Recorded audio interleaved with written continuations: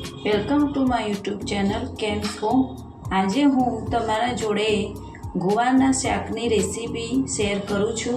ગુવાનું શાક બધાના ઘરે બનતું જ હોય છે, પણ હું આજે તમને કાઠિયાવાડી સ્ટાઇલથી ગુવાનું શાક બનાવવાની રીત શીખવાડીશ।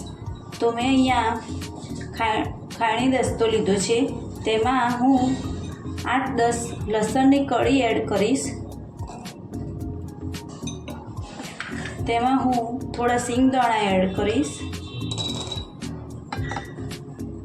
પછી અહીંયા મેં ગાંઠિયા લીધા છે, તમે ગાંઠિયા પાપડી કોઈ પણ લઈ શકો છો, અને ઘરમાં ગાંઠિયા પાપડી ના હોય તો ચણાના લોટને શેકીને પણ લઈ શકો છો। હવે આપણે એને સરસ રીતે કૂટી લઈશું।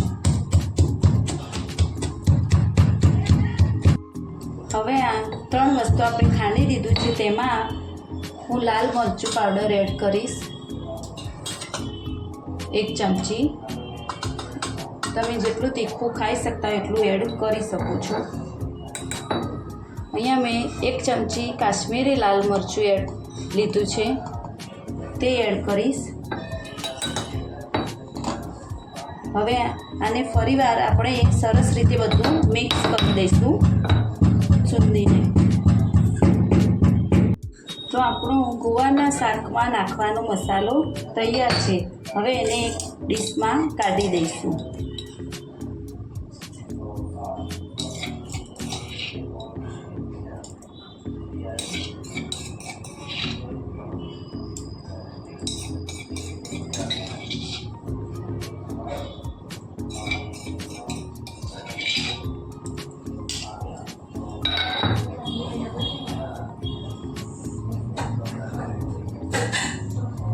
અહીંયા મેં 150 ગ્રામ જેટલી ગવા લીધી છે, જે સરસ રીતે ધોઈને કટ કરી છે। તમે અહીંયા મીડિયમ સાઇઝના ગવાને કટ કરવાની, બહુ નાની એ નહીં અને બહુ મોટી એ નહીં। હવે આપણે એનો વઘાર કરીશું।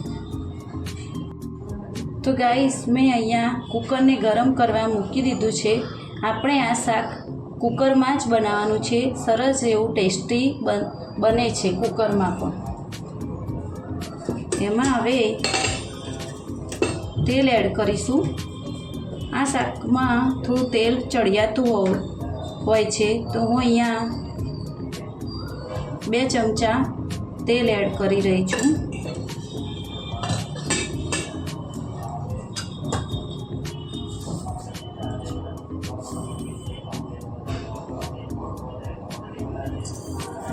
પછી તેમાં રાઈ સરસ રીતે કકડાઈ ગઈ છે, એમાં હું હવે જીરું એડ કરી રહી છું। અડધી ચમચી હિંગ એડ કરીશું। 1 ચમચી હળદર એડ કરીશું। હવે તેમાં મેં ઝીણું સમારેલું ટામેટું લીધું છે, તે એડ કરીશું।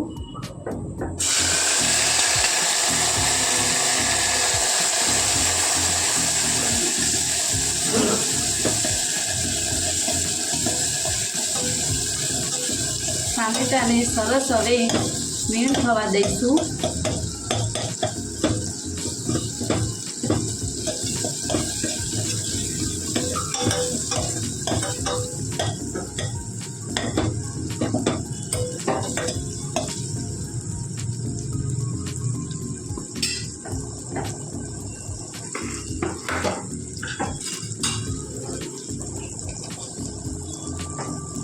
મેં અહીંયા 1 ચમચી મીઠું લીધું છે, તે એડ કરીશું।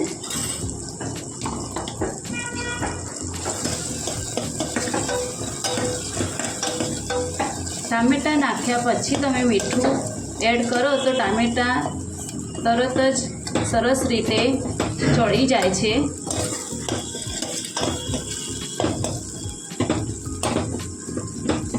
તો તમે જોઈ શકો છો કે ટામેટામાંથી તેલ છૂટું પડવા લાગ્યું છે। હવે આપણે જે મસાલો તૈયાર કરે તો એ એડ કરીશું। બધું સરસ રીતે આપણે હલાવી દઈશું।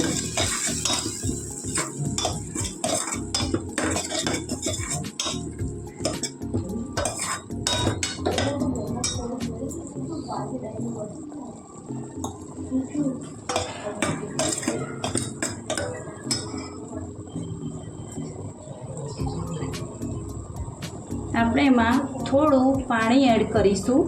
મેં અહીંયા 1 ચમચ પાણી એડ કરી છે.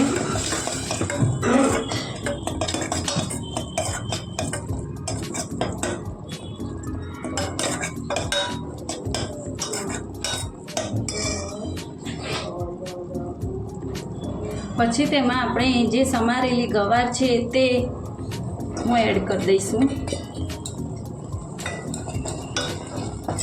બધું સરસ રીતે આપણે હલાવીને ગવારની સાથે મસાલો સરસ રીતે સેટ થઈ જાય તેવી રીતે બધું જ હલાવી દઈશું.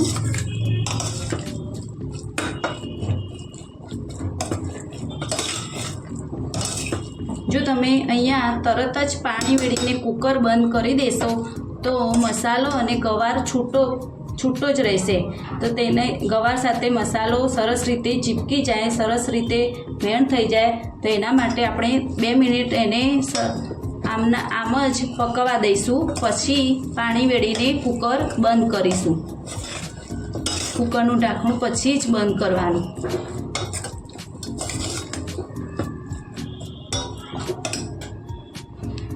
બે મિનિટ થઈ ગઈ છે. તેલ છૂટું પડવા લાગ્યું છે મસાલામાંથી. તો હવે આપણે એમાં પોણો ગ્લાસ પાણી એડ કરીશું.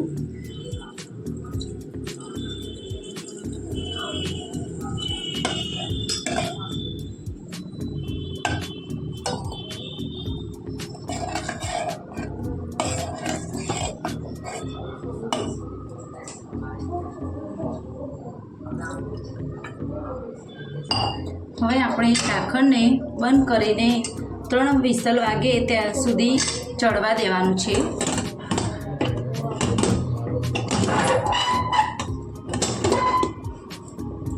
તો ધીમા ગેસે આ શાક સરસ રીતે ચડી જાય 3 વિસલ બાદ પછી એને આપણે હવા નીકાળીને જોઈ લઈશું. 3 વિસલ થઈ ગઈ છે. હવે આપણે કુકરનું ઢાંકણું ખોલી દઈશું.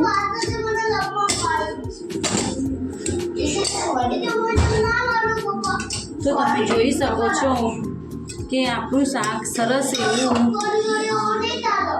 લાલ ચટક એવું સ્વાદિષ્ટ તૈયાર થઈ ગયું છે. હવે એને સર્વ કરીશું. તો ગાઈસ તમે જોઈ શકો છો કે આપણું શાક સર્વ થઈ ગયું છે. તો કેવું દેખાવામાં અને ખાવામાં પણ સુપર ટેસ્ટી એવું આપણું ગોવાનું શાક બન્યું છે. તો આ શાક તમે ઘરમાં બનાવો તો ઘરના 2 રોટલી ખાતા સી તો 4 રોટલી સાથે 4 રોટલી ખાઈ જશે એવું આ શાક બને છે. તો આવા નવા વિડીયો જોવા માટે મારા વિડીયોને લાઈક એન્ડ શેર કીजिए और મારી ચેનલને સબસ્ક્રાઈબ કીजिए. મળીએ આવા નવા વિડીયો સાથે. Bye bye. Thank you.